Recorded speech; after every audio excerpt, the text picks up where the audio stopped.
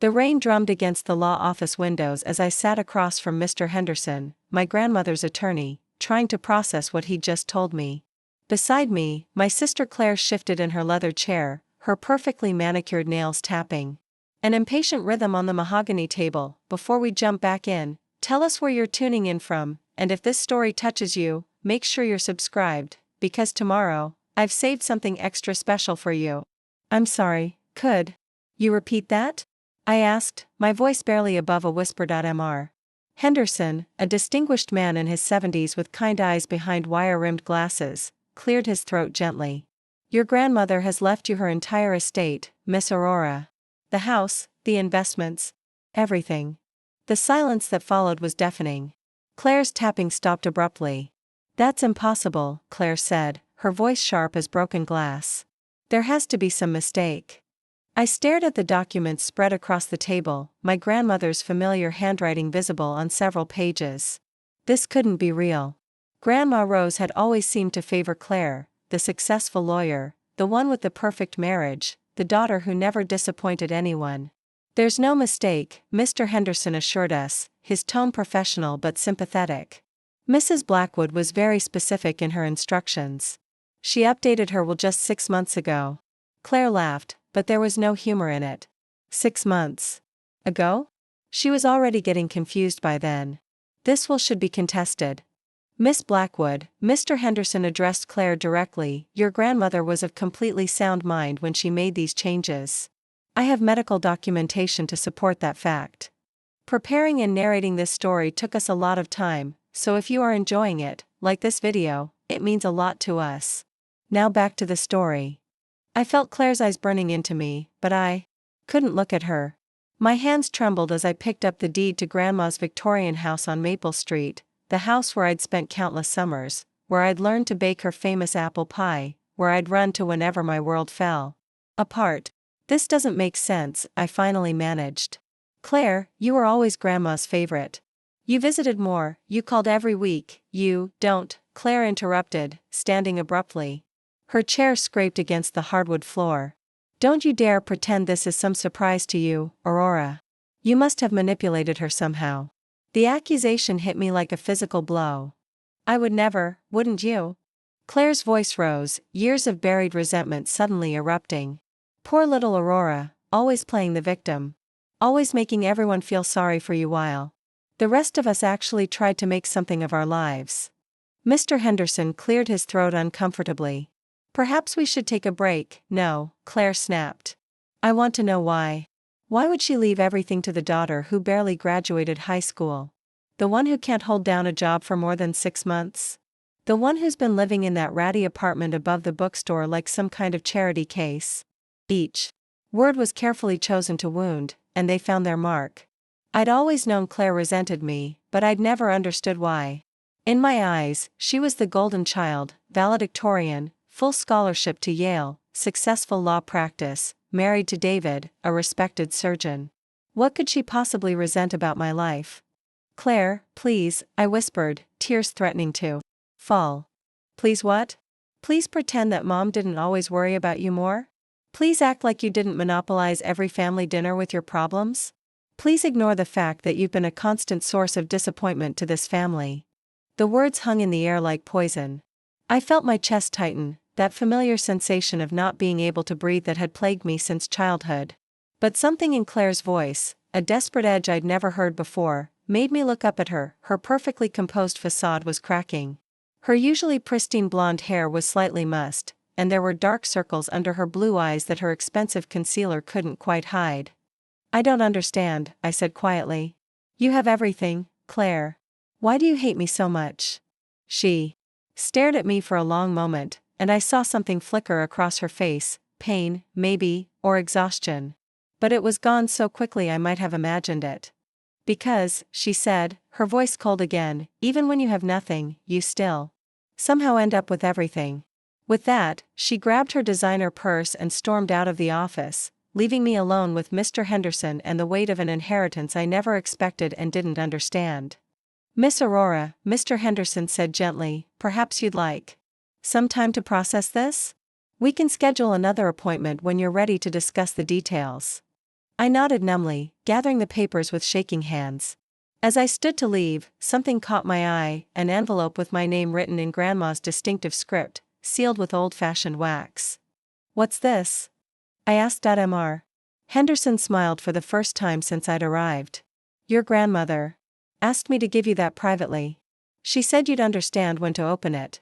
I held the envelope carefully, as if it might contain the answers to questions I didn't even know I was asking. The wax seal bore the impression of a rose, Grandma's favorite flower, and her namesake. Outside, the rain had intensified. I sat in my old Honda Civic in the law office parking lot, engine running for heat, staring at the envelope in my hands. Through the rain-streaked windshield, I could see Claire in her BMW, talking animatedly on her phone.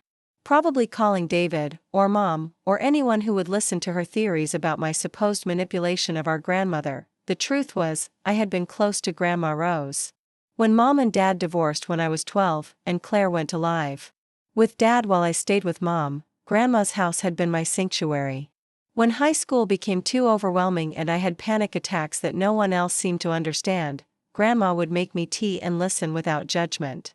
When my attempt at college ended in failure and depression, she was the only one who didn't make me feel like a disappointment, but favorite. I'd never felt like anyone's favorite. My phone buzzed with a text from my mother. Claire called. "We need to talk. Come to dinner tonight." I sighed, knowing that "we need to talk" meant I was about to be subjected to another family intervention about my life choices.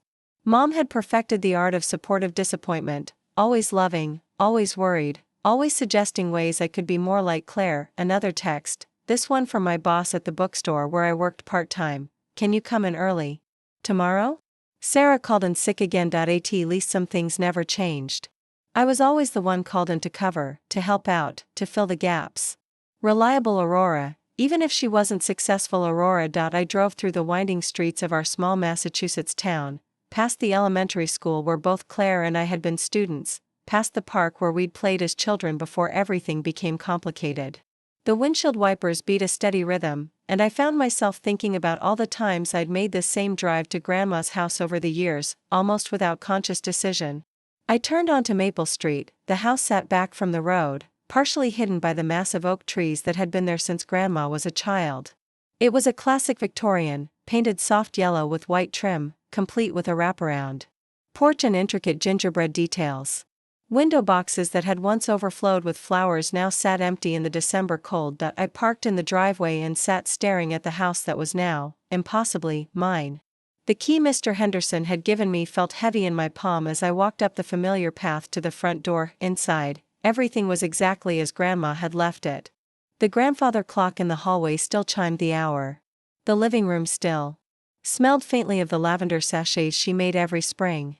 Her reading glasses sat on the side table next to her favorite chair, as if she'd just stepped away for a moment. I wandered through the rooms, memories flooding back with each step. The kitchen where she'd taught me to make her secret recipe, apple pie. The sewing room where she'd shown me how to embroider delicate flowers on pillowcases. The library where we'd spent countless afternoons reading together, she in her chair and me curled up on the ancient Persian rug. In the library, I found myself drawn to her desk, an antique roll top that had belonged to her own grandmother. The surface was neat as always, but I noticed something that made my heart skip. There was a small stack of letters tied with a faded blue ribbon, and on top was an envelope identical to the one Mr. Henderson had given me, except this one was addressed to Claire. With shaking hands, I picked it up. It was sealed but never delivered. I sank into Grandma's chair, holding both envelopes. One had been given to me, one had been meant for Claire but never sent. Why? The sound of car doors slamming outside interrupted my thoughts. Through the lace curtains, I could see two figures walking up the front path, Claire and our mother. They let themselves in with Mom's key, their voices carrying through the house. "Aurora," Mom called. "We know you're here, sweetheart.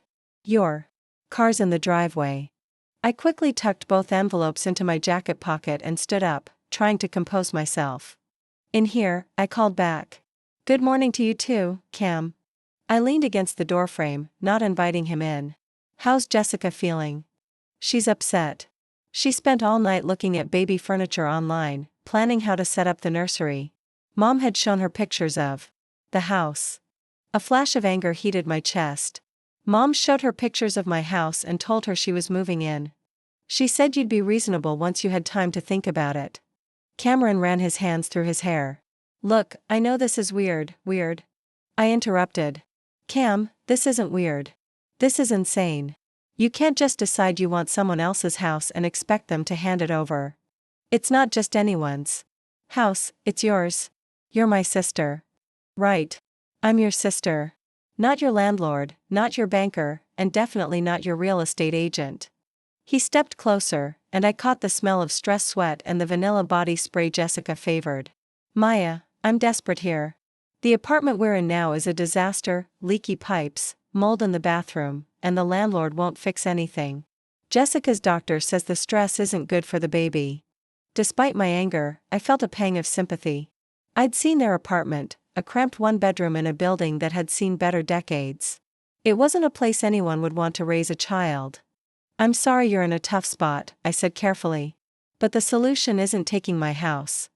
I'm not taking it. I'd take over the payments, help with the utilities. With what money, Cam? You couldn't qualify for your own mortgage. His face flushed red. That's temporary. The business is picking back up, and Jessica's going to keep working for a while after the baby comes. What business? I asked gently. Cameron's consulting firm had been struggling for 2 years, consisting mainly of occasional freelance projects that barely covered his car payment. You don't believe in me either, he said, his voice bitter. Just like everyone else. This isn't about believing in you. It's about reality. You can't afford this house, Cam. Even if I gave it to you tomorrow, you couldn't make the payments. I could if you helped. And there it was, the real request. Not just my house, but my ongoing financial support to keep it. So I'd give you my house and help pay for it. I couldn't keep the incredulity out of my voice. Temporarily. Until I get back on my feet. How is that different from me just writing you a check every month while you live in my house? Because it would be mine. Ours. Jessica and I could make it a real home. I studied my brother's face, seeing the desperation there, but also something else, an expectation that I'd eventually cave. The same look he'd worn as a kid when he'd wanted my toys, my allowance, my room. Cam, I said quietly, do you remember when we were kids and you wanted my bike? He looked confused by the change of subject. What? The red mountain bike I got for my 13th birthday. You decided you needed it more than I did because you were bigger, could ride farther. You convinced Mom and Dad to make me share it with you. That was different, was it? Because I remember never getting to ride my own bike. You'd take it. To school, to friends' houses, on weekend adventures. I'd ask for my turn, and there was always a reason why you needed it more. His expression shifted, uncomfortable recognition flickering in his eyes. Eventually, I just stopped asking, I continued. It was easier than fighting about it. But it wasn't my bike anymore, was it? It was just yours. Maya, that was 20 years ago. And now you want my house. I stepped back, preparing to close the door. Find another solution, Cam. There are apartments, townhouses, rental homes. Start there. You're really going to do this? Turn your back on family when we need you most? The accusation stung because it was designed to. I'm not turning my back on anything. I'm keeping what's mine. What's yours, he repeated, shaking his head. You know what, Maya? You're right. It is yours. Just like everything else has always been yours. The better grades, the better job, the money to buy whatever you want while the rest of us struggle. The rest of you? My voice rose. Cam, I worked 70-hour weeks for 3 years to save for this house. I drove a 15-year-old car and lived on ramen and peanut butter sandwiches. Don't talk to me about struggle. At least you had the option to struggle for something, he shot back. Some of us didn't get the smart genes, the scholarships, the easy path. Easy path? I stared at him. Is that what you think this was? But he was already walking back to his truck, throwing over his shoulder, don't worry, Maya. We'll figure something out. We always do. As he drove away, I realized this conversation had revealed something I'd never fully understood. My family didn't just expect me to share my success, they resented me for having it in the first place. My phone buzzed with a text. From Mom. Cameron told me what you said. We're all very disappointed in you. I stared at the message for a long moment before typing back, "I'm disappointed too. Just not in myself." Then I turned off my phone and went to unpack the boxes I'd left in my garage, determined to make this house feel like the home I'd dreamed of. I had no way of knowing that my refusal to cave had set in motion a plan that would bring police to my door within days. That afternoon, I threw myself into unpacking with the fervor of someone trying to outrun uncomfortable thoughts. Box after box of carefully wrapped belongings emerged from their cardboard prisons, books that would finally have proper shelves, art pieces that deserved better than apartment walls, kitchen gadgets I'd collected but never had space to use. Each item felt like a small victory, a tangible reminder that this house was mine. I'd earned every square foot through sacrifice and determination. No amount of family guilt would change that. My doorbell rang again around 4 o'clock. Through the window, I saw a familiar silver sedan and felt my stomach clench. Jessica stood on my porch, one hand resting on her still small bump, tears streaming down her face.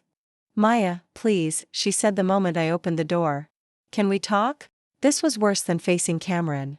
At least with my brother, I could match anger with anger. But Jessica, 6 months pregnant, young, scared, pulled at heartstrings I'd rather keep unplucked. "Come in," I said, stepping aside. She walked into my living room, looking around with the wistful expression of someone imagining a different life. "It's beautiful," she whispered. "Even with all the boxes, it's perfect." "Thank you." I gestured toward the couch I'd assembled that morning. "Sit down. Can I get you some water?" She nodded, wiping her eyes with a tissue that had clearly seen heavy use. When I returned with a glass of ice water, she was staring at the bay window with its view of the backyard. "I keep picturing a swing set out there," she said softly. "Maybe a little garden where the baby could help plant flowers." My heart clenched. "Jessica, I know what you're thinking," she continued quickly. "That this is emotional manipulation, that Cameron sent me here to make you feel guilty. But he didn't. He doesn't even know I came." I sat down across from her, setting the water within reach. "Then why are you here?" "Because I'm scared." Fresh tears started flowing. "Maya, our apartment is falling apart. The ceiling in the bathroom is so stained I'm afraid it's going to collapse. The heater doesn't work right, and winter's coming. I lie awake at night worrying about bringing a baby into that place." "I understand you're scared," I said gently. "But taking my house isn't the answer." "Why not?" The question came out raw, desperate. "You don't have kids. You don't even have a boyfriend right now. This house is huge for one person." "Because it's mine," I said simply. "I bought it. I'm paying for it. Would you give up something you'd worked years for just because someone else needed it more?" She was quiet for a long moment, twisting her wedding ring around her finger. "If it was family? Maybe. Maybe is easy to say when you're not the one being asked to give up everything." "Everything?" Jessica's voice sharpened. "Maya, you'd still have your apartment, your job, your savings account. We'd have nothing without this. You'd have each other. You'd have the baby. You'd have your family supporting you." "Your family is our family," she pointed out. "And they think you should help us." I felt the familiar weight of family expectations settling on my shoulders like a heavy coat. "Jessica, if I give you this house, what happens in 5 years when I want to get married and start my own family? Do I ask you to move out so I can have it back?" "Cross that bridge when you come to it," she said quickly. "No." I stood up, pacing to the window. "That's not how it works. Once you're settled here, once the baby's born and this becomes home, I'd be the villain for wanting it back. I'd be the aunt trying to kick her nephew out of his house." "That's not, it is, though." I turned back to face her. "Jessica, I want you and Cameron to be happy. I want the baby to have a good home.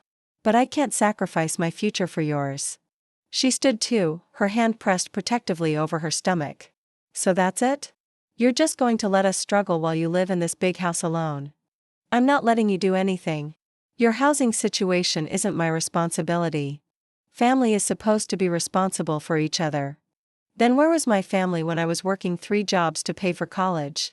Where were they when I was eating peanut butter sandwiches for dinner so I could save for this house? The words came out sharper than I intended. Family support seems to only flow one direction in this family. Jessica's face crumpled. "I thought you were different. Cameron always said you were the smart one, the successful one. I thought that meant you were also the kind one." The accusation hit like a slap. Being kind doesn't mean giving away everything I've worked for. Doesn't it? She moved toward the door, her voice thick with tears. Maybe Cameron's right. Maybe success has changed you. After she left, I stood in my empty living room feeling like the worst person in the world. Part of me wanted to run after her, to apologize, to promise that somehow we'd figure this out together, but a larger part, the part that had fought for every opportunity, every dollar, every inch of the life I'd built, remained unmoved. I called my best friend Sarah, the only person I knew who would give me honest perspective without family loyalty coloring her judgment. They want you to what? Sarah's voice pitched high with disbelief. Give Cameron the house. Let him take over the mortgage and move his family in. The house you literally just bought.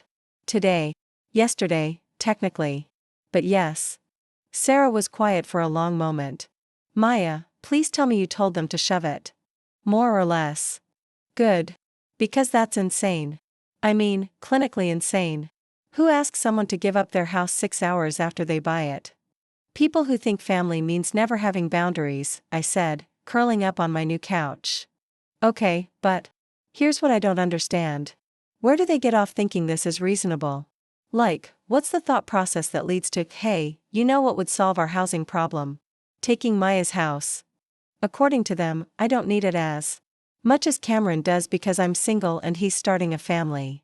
Bullshit, Sarah said bluntly. Need isn't determined by relationship status. You need a place to live just like everyone else. And you earned this place. Try telling my parents that. What did they say when you refused? I sighed, sinking deeper into the cushions. Mom said I was being selfish. Dad looked disappointed but didn't argue. Cameron thinks I don't believe in him. And Jessica? Jessica thinks success has changed me. Has it? The question caught me off guard.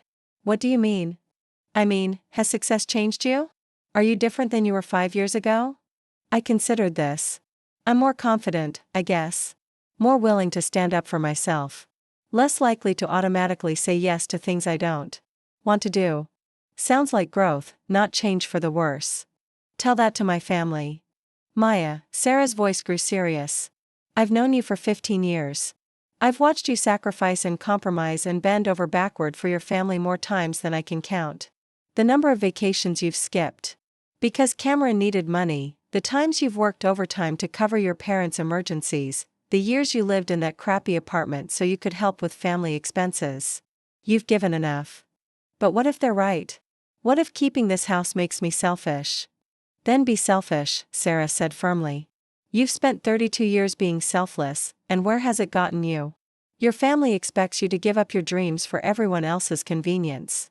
Maybe it's time to be a little selfish. After we hung up, I sat in the growing darkness of my new living room, Sarah's words echoing in my mind. Maybe it was time to be a little selfish, but as I looked around at the house I'd dreamed of for so long, I couldn't shake the feeling that this was only the beginning of the battle. My family had always gotten their way with me eventually. The question was, what would they do when they realized I wasn't backing down this time? The answer came sooner than I expected. 3 days of blessed silence followed Jessica's tearful visit. I began to hope my family had accepted my decision and found alternative solutions for Cameron's housing crisis. I should have known better. The calm shattered at 6:47 a.m. on Thursday with pounding on my front door, not knocking, but the aggressive hammering of someone who had abandoned politeness entirely. I stumbled from my bedroom in pajamas and a robe, squinting through the peephole to see Cameron's face, red with fury and something else I couldn't identify. Open the door, Maya. His voice carried clearly through the wood. We need to talk right now. Cam, it's not even 7 in the morning, I don't care what time it is. Open this door. I hesitated, unease crawling up my spine. This wasn't the desperate, pleading Cameron from our previous conversation. This was someone pushed past rational thought. When I finally unlocked the door, he shoved past me into the foyer, bringing with him the smell of stale beer and sleepless nights. Jessica's in the hospital, he announced without preamble. My stomach dropped. What? Is she okay? Is the baby? She collapsed at work yesterday. Stress-induced bleeding. The doctor says she needs complete bed rest for the next month or she could lose the baby. The news hit like ice water. Whatever anger I felt toward my family's demands, Jessica and her unborn child were innocent in this mess. Cam, I'm so sorry. How can I help? You can help by stopping this selfish bullshit and giving us the house. The words exploded out of him with a violence that made me step back. My wife is lying in a hospital bed because you won't do the right thing. The house didn't cause Jessica's medical problems. Didn't it? He moved closer, and I caught the sharp scent of alcohol on his breath. She's been crying herself to sleep every night since you refused to help us. The stress of living in that dump, worrying about where we're going to raise our baby, you think that didn't contribute? Guilt twisted in my chest, but I forced myself to think clearly. Cameron, have you been drinking? Don't change the subject. It's 7 in the morning, and you smell like a brewery. When's the last time you slept? Sleep? He laughed bitterly. How am I supposed to sleep when my wife is in the hospital and my sister won't lift a finger to help? I offered to help you find other housing options. We don't want your charity. We want what should have been ours in the first place. The phrase stopped me cold. What should have been yours? Cameron's face flushed deeper, and he looked away. Nothing. Forget it. No, explain that. What should have been yours? The house, Maya. This house should have been ours from the beginning. How do you figure that? Because, he stopped, running his hands through his unwashed hair. Because Mom and Dad were going to help us buy it. The revelation hit like a physical blow. What? They were going to co-sign for us, help with the down payment. We'd been looking at this house for months. Then suddenly you swooped in with your perfect credit and your savings account and your engineer salary, and boom, you got it instead. I stared at him, pieces clicking into place. You're telling me this was your house first? We put in an offer 3 weeks before you did. But it fell through because of my credit score. His voice cracked with frustration. The seller's agent called your realtor before ours when the first deal died. You got it by accident. The floor seemed to shift beneath my feet. All this time, I thought I was buying my dream house. Instead, I'd unknowingly stolen it from my brother and his pregnant wife. Why didn't anyone tell me? Because Mom and Dad thought it was fate or some shit. Said maybe it was better if you bought it and then transferred it to us later, since your credit was better anyway. They planned this from the beginning, I whispered, understanding flooding through me. The celebration dinner, the talk about family helping family, it was all orchestrated. They thought you'd be reasonable, Cameron said, his anger deflating into exhaustion. They thought you'd want to help your family. I sank onto the bottom step of my staircase, my legs suddenly unsteady. And if I hadn't bought it? If you'd managed to get financing? Then it would have been our house, and none of this would be happening. The guilt was overwhelming now, crushing weight settling on my chest. But underneath it, a smaller, harder emotion was growing, rage. So let me get this straight, I said carefully. You and Jessica wanted this house. You couldn't afford it.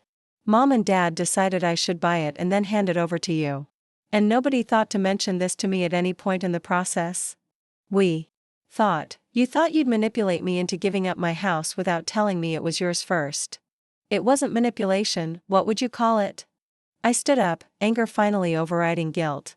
You let me fall in love with this place, spend my savings, go through the stress of buying a house, all while planning to take it away from me. How is that not manipulation? Because we're family. Cameron shouted, his temporary calm evaporating. Family doesn't keep score like that. Really? Then why does it feel like I'm the only one making sacrifices? You want to talk about sacrifices? His voice turned ugly. How about sacrificing my marriage, my future, my child's health because you're too selfish to share? I'm not responsible for your marriage or your financial problems, Cam. You are now. He pulled out his phone, holding it up like a weapon. Jessica's doctor says the stress could cause permanent complications. If something happens to this baby, it's on you. The threat was clear, give us the house, or live with the guilt of whatever happens to Jessica and the baby. That's not fair, I whispered. Fair? Cameron laughed harshly. You want to talk about fair? Fair would be the successful sister helping the struggling brother instead of hoarding her wealth like some corporate dragon. Hoarding wealth? Cameron, I live in a 15-year-old Honda and shop at thrift stores. This house is literally the first major purchase I've ever made for myself. And it should be the last, he said coldly. Because after today, you won't have a family left to disappoint. Before I could respond, he was gone, leaving me standing in my foyer with the echo of his ultimatum ringing in my ears. I called in sick to work and spent the morning researching Jessica's condition online, trying to separate legitimate medical concerns from emotional manipulation. Stress could indeed cause pregnancy complications, but it was rarely the sole factor. Still, the possibility that my refusal was genuinely endangering Jessica and the baby ate away at my resolve. Around noon, my phone rang. Mom. Maya, we need to meet. All of us. Today. Mom, Jessica's condition is serious. We need to resolve this as a family before something terrible happens. The guilt manipulation was so transparent I almost laughed. Where? Your house. 2:00. We're bringing the paperwork. What paperwork? The transfer documents. Patricia from Dad's office prepared them. You just need to sign, and we can put this whole mess behind us. I closed my eyes, feeling the walls closing in. And if I don't sign? Then we'll know where your priorities really lie. After she hung up, I sat in my kitchen staring at the marble countertop I'd dreamed about for years. Everything about this house was perfect, the layout, the light, the sense of possibility it represented. But it was all built on ALIE. My family had never intended for me to keep this house. From the moment I'd made the offer, they'd been planning to take it away. At 2 p.m. exactly, they arrived en masse, Mom, Dad, Cameron, and Jessica in a wheelchair, looking pale and fragile. The sight of her made my chest tighten with fresh guilt. Jessica, how are you feeling? I asked as Dad helped her navigate the front steps. Better, she said quietly, not meeting my eyes. The bleeding stopped, but I have to stay off my feet. They settled in my living room with the awkward formality of a business meeting. Dad opened a briefcase and withdrew a stack of legal documents. These are quitclaim deed forms, he explained. Simple transfer of ownership from you to Cameron and Jessica. Patricia says it's the cleanest way to handle the situation. I took the papers but didn't look at them. And the mortgage? Cameron will assume responsibility for all payments going forward, Mom said. You'll be released from any financial obligation. What about my down payment? The closing costs? We'll consider that your gift to the new baby, Dad replied, as if this was generous rather than theft. I set the papers aside. I need to understand something first. When did you all decide this was the plan? Uncomfortable glances passed between my parents. Maya, that's not important now, Mom started. It's important to me. When did you decide I'd be buying this house for Cameron? We didn't decide anything, Dad said defensively. When Cameron's offer fell through, we suggested that maybe you buying it would work out better for everyone. Because I could get financing.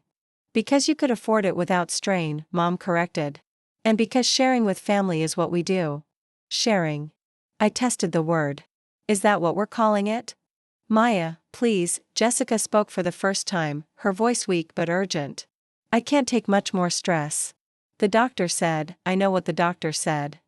I looked at each of them in turn. But I need to know, if I sign these papers, what happens the next time someone in this family needs something I have? This is different, Mom insisted. Is it? Because from where I sit, it looks like a precedent. Maya will always sacrifice for everyone else because that's what family means. That's not, Dad began. It is, though. I stood up, moving to the bay window. When Cameron needed money for his business, who lent it to him?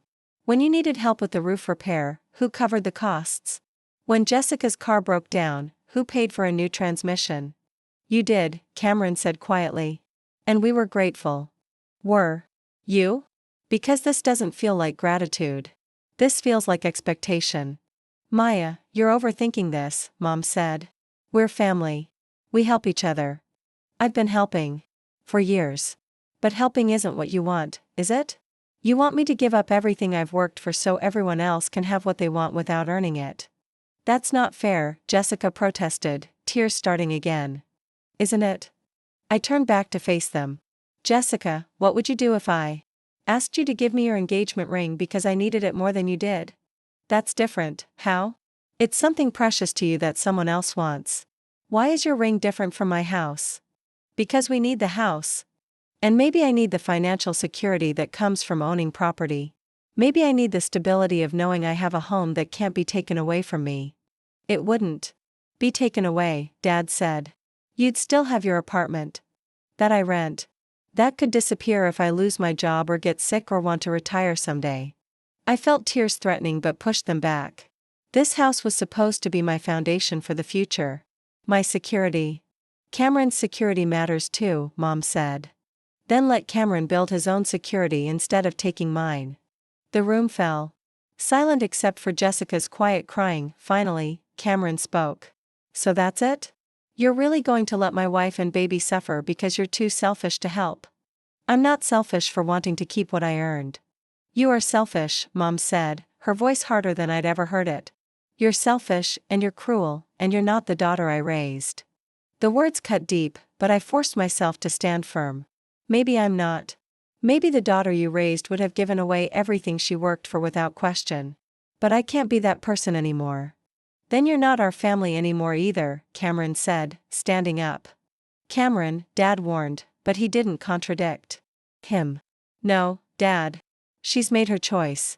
She's chosen money over family, possessions over people. Fine. But she doesn't get to have both. They left en masse, Dad helping Jessica back to the car while Mom gathered the unsigned papers with shaking hands. This isn't over, Maya, she said at the door. You'll regret this decision for the rest of your life. Maybe, I admitted. But at least it will be my decision to regret. That evening, I sat alone in my house, truly my house now, and tried to process what had happened.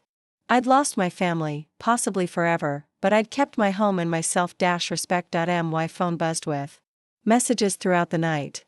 Texts from extended family members who'd heard the story, voicemails from family friends expressing disappointment, even a message from my high school boyfriend saying he'd heard about my situation and was concerned about my values. The family network had mobilized against me with impressive efficiency. Around midnight, Sarah called. I heard, she said without preamble. Are you okay? I don't know, I admitted. I feel like I just lost my entire family. You lost people who were willing to emotionally blackmail you into giving up your house, Sarah corrected. That's not the same thing as family. What if they're right, though? What if I am selfish? Maya, listen to me. You are the least selfish person I know. You've spent your entire adult life putting your family first. Taking care of yourself for once doesn't make you selfish, it makes you human. Jessica could lose the baby. Jessica could lose the baby whether you give up your house or not. Pregnancy complications happen, and they're not your fault or your responsibility. But what if, no what ifs, Sarah said firmly. You are not responsible for other people's medical conditions, financial problems, or life choices. You're responsible for your own life, and you've every right to live it on your terms. After we hung up, I walked through my house room by room, seeing it with new eyes. The kitchen where I'd planned to learn to cook properly. The home office where I could work on freelance projects. The guest room where friends could stay when they visited. This wasn't just a house, it was the foundation for the life I wanted to build. A life where I mattered as much as everyone else. The next morning brought the sound I'd been both expecting and dreading. Police sirens in my driveway. I opened the door to find 2 officers standing on my porch, looking uncomfortable but official. Ma'am, we've received a report that you're illegally occupying this property, the older officer said. We need to see some identification and proof of ownership. My heart hammered as I invited them in and retrieved my documents, deed, mortgage papers, closing documentation. Everything was in order, exactly as it should be. I'm sorry for the confusion, the younger officer said after reviewing the paperwork. Someone called claiming you'd fraudulently taken possession of property belonging to Cameron Chen. Cameron Chen is my brother, I explained. There's been a family dispute about the house, but it's legally mine. The officers exchanged glances. Family disputes can get complicated, the older one said diplomatically. Everything appears to be in order here, but you might want to consider getting a restraining order if the harassment continues. Harassment? Ma'am, calling the police with false reports about illegal occupation is harassment. If it happens again, there could be charges filed. After they left, I sat in my kitchen shaking with a mixture of anger and disbelief. My family had called the police on me. They'd tried to have me arrested in my own home. The message was clear: if I wouldn't voluntarily give up the house, they'd try to force me out through whatever means necessary. That afternoon, I called Patricia Harrington, not my father's Patricia, but the one who'd handled my house closing. I need legal protection, I told her. My family is escalating their attempts to get this house, and I need to make sure they can't succeed. What kind of escalation? I explained about the police visit, the manipulation tactics, the threats. About Jessica's pregnancy. Maya, what you're describing could constitute harassment, coercion, and filing false police reports. You have grounds for restraining orders against all of them if you want to pursue it. I don't want to destroy my family. I just want them to leave me alone. Sometimes those are the same thing, Patricia said gently. Let me send cease and desist letters first. If they continue the harassment after that, we'll consider stronger measures. The letters went out that afternoon. By evening, my phone was buzzing with furious messages from my parents, threats of legal action from Cameron, and a tearful voicemail from Jessica begging me to reconsider. I turned off my phone and ran a hot bath, sinking into the oversized tub I'd fallen in love with during my first house tour. The bathroom was perfect, marble countertops, heated floors, a window that looked out onto my small backyard where I could indeed put a swing set someday if I wanted to. For the first time since this nightmare began, I felt truly at peace. A week later, the harassment stopped. Whether it was the legal letters or simple exhaustion, my family finally seemed to accept that I wasn't backing down. I heard through mutual friends that Cameron and Jessica had found a small rental house across town, not perfect, but clean and safe. Jessica's condition had stabilized, and her doctor was optimistic about the rest of the pregnancy. They were surviving without my house, just as I'd known they would. My parents maintained radio silence, but I caught glimpses of their lives through social media posts from extended family. They were helping Cameron with his new rental, setting up a nursery, preparing for their first grandchild. Life was moving forward without me, just as they'd promised it would. Some days, the isolation was crushing. I'd reach for my phone to call Mom about a problem at work or to share exciting news with Cameron, only to remember that we weren't speaking. Holiday plans became awkward negotiations with myself about whether to attempt reconciliation or make new traditions. But other days, most days, I felt lighter than I had in years.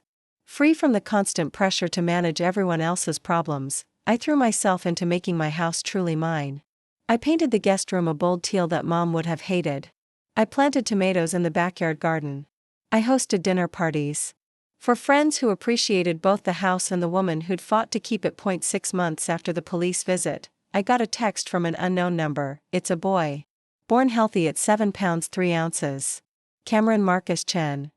I stared at the message for a long time before typing back, "Congratulations. I'm happy for you all." No response came, but I hadn't expected one. A year later, I ran into Jessica at the grocery store. She was pushing a cart with a chubby, smiling baby who had Cameron's eyes and her stubborn chin. "Maya," she said, stopping mid-aisle. "Hi, Jessica. He's beautiful." She looked down at her son with the soft expression of a woman completely in love. "Thank you. He's been a handful, but we're managing." "And the house?" "The rental is working out. Actually, we bought it last month. Cameron's business finally turned around, and we qualified for a mortgage." She paused, seeming to wrestle with something. "Maya, I owe you an apology." "You don't, I do. What we did, trying to take your house, involving the police, it was wrong. I was scared and desperate, but that doesn't excuse it." I felt tears prick my eyes. "I understand why you wanted it. It's a beautiful house, and you were in a tough situation."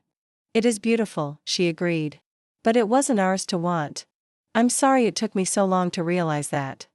We stood in awkward silence for a moment before the baby started fussing, giving us both an excuse to end the conversation. "Take care, Maya," Jessica said as she turned to leave. "You too. All of you." That evening, I sat in my bay window reading while the sunset painted my backyard golden. The maple tree was in full autumn glory, dropping leaves that I'd rake into piles next weekend. The house felt settled around me, no longer a battlefield but simply home. My phone rang with a number I didn't recognize. "Maya? It's Dad." I nearly dropped the phone. We hadn't spoken in over a year. "Hi, Dad. I called to tell you, your mother had a heart attack last week." The world tilted. "Is she okay?" "She's stable. Surgery went well, but she'll need time to recover." I'll come to the hospital, she doesn't want to see you. The words were gentle but firm. I'm sorry, sweetheart, but she's still angry about everything that happened. I closed my eyes against the pain. Then why are you calling? Because I wanted you to know that I understand now. Why you kept the house. Dad, let me finish. Your mother and I, we spent so much time trying to solve Cameron's problems that we forgot you had dreams too. We treated you like a resource. Instead of a daughter. Tears were falling freely now. I never wanted to hurt anyone. I just wanted something of my own. I know. And you deserve to have it. I'm sorry it took me so long to see that. We talked for another hour, carefully navigating around the hurt and anger that still lingered. It wasn't reconciliation, too much had been broken for that, but it was acknowledgement. Understanding. When we hung up, I felt something shift inside me. Not forgiveness exactly, but a loosening of the knot of anger and guilt I'd carried for so long. I walked through my house one more time before bed, turning off lights and checking locks. In the kitchen, I paused at the window that looked out onto my neighbor's yard where children played on the swing set Jessica had once imagined. For my backyard, maybe someday I'd have children of my own who would play on swings in this yard. Maybe I'd find someone who loved this house as much as I did and wanted to build a life here together. Or maybe I'd grow old here alone, surrounded by books and gardens and the satisfaction of a life lived on my own terms. Any of those futures was fine with me, because they were all my choice to make. I'd kept my house, but more importantly, I'd kept myself. In a family that had always asked me to be smaller, quieter, more giving, I'd finally learned to take up space. To matter as much as everyone else. The house was just four walls and a roof, really.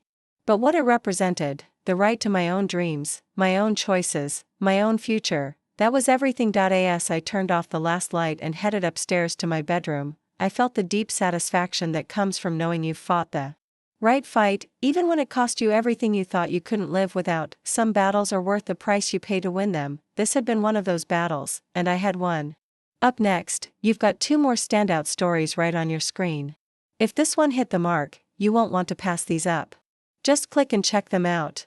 And don't forget to like, subscribe and turn on the notification bell, so you don't miss any upload from us.